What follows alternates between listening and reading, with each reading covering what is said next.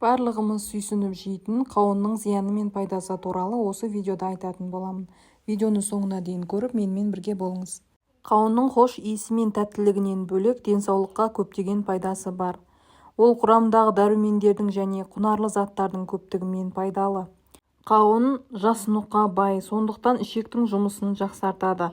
Қауынның құрамында фолат, К дәрумен және магний бар. Олар сүйектің саулығы үшін аса маңызды. Қауынның құрамында калий көп болғандықтан, ол қан қысымын төмендетеді. Қауын су және электролиттерге бай. Өз кезегінде олар организмдегі сұйықтықтың теңгерімі үшін өте пайдалы.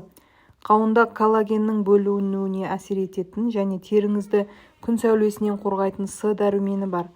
Сонымен қатар аскорбин қышқылы иммунитетті нығайтады. Қауынның құрамында темір, калий, кальций, магний, В, С және А топтарының дәрумендері көп болғандықтан, қауын ісіктердің пайда болуының алдын алып, жүрек-қан тамырлары жүйесі аурулары мен диабеттің алдын алатын құрал болып табылады. Сонымен қатар қандағы холестерин мөлшерін төмендетіп, атеросклероздың дамуының алдын алып, орталық жүйке жүйесін тыныштандырады. Ал қауынның қандай зияны бар? Бала емізетін әйелдерге қауын жеуге болмайды, себебі сәбидің ас қорытуы бұзылуы мүмкін. Сонымен қатар қант диабеті, асқазан және аш ішек жарасынан зардап шегетіндерге де қауын зиян. Сондай-ақ ішек бұзылуында да қауынды көп жемеген абзал болады. Егер бүйрегіңіз бен өт қабының саулығына диагностикалық тұрғыдан көз жеткізбесеңіз, аталған ағзаларыңызда құм немесе тастың бар жоғын білмеуіңіз мүмкін. Мұндай жағдайда қауынды көп жеу кері әсер етіп, отаға жеткізуі мүмкін.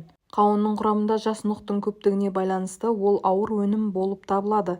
Егер қауынды ішімдікпен араластырса, іш өтетіні анық.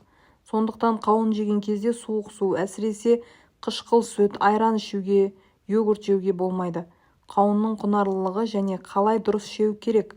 100 грамм қауында 34 килокалория бар. Қауынды негізгі астардың арасында, яғни астан 2 сағат бұрын және 2 сағаттан кейін жеген жөн. Керісінше жағдайда асқазанда ауырлық сезімі пайда болады. Сонымен қатар бір күнде 300 граммнан артық қауын жемеген жөн. Адамдар көбіне екіге бөлінеді. Біреуі қарбызды ұнатса, екіншілері қауынды жақсы көреді.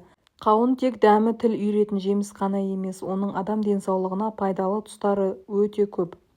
Қауын төмен калориялы жеміс түрі, оның 100 граммында небәрі 33 калория болады. Сондықтан оны артық салмақтан арылғысы келетіндерге жеуге кеңес береді. Сонымен қатар ішіңізді жүргізуге де әсер етеді. Егер ішекті зиянды заттардан, қоқыстардан тазалағыңыз келсе, қауын жеңіз. Кімнің бауыры және қуығы ауырса, сол адамдарға қауын өте пайдалы. Бүйректен тас пен құмды шығарады, қандағы гемоглобин мөлшерін көбейтеді. Ағзаңызды әртүрлі аурудан құтқарып, иммунитетіңізді қатайтады. Жүрек-қан тамыр ауруларының да алдын алады, жүйке жүйесін тыныштандырады. Жазда шөлге жақсы. Ендеше қауыннан дайындалатын сүзбе десертін жасап көрсеңіз болады. Оны жасау көп вақтыңызды алмайды. Ол үшін сізге 1 стакан сүзбе, 1 сәбіз, 1 тілім қауын, 3 ас қасық қаймақ, 1 ас қасық бал қажет болады. Ал дайындалу үшін сүзбені жақсылап шанышқымен үгітіңіз, оның үстіне қаймақ қосып былғаңыз, содан кейін сәбізді тазалап, кішкентай үккіштен өткізіңіз. Содан соң бал немесе қант қосуды ұмытып кетпеңіз. Қауын тілімінің қабығын аршып, уақтап турап, сүзбе қоспасына қоссаңыз болады.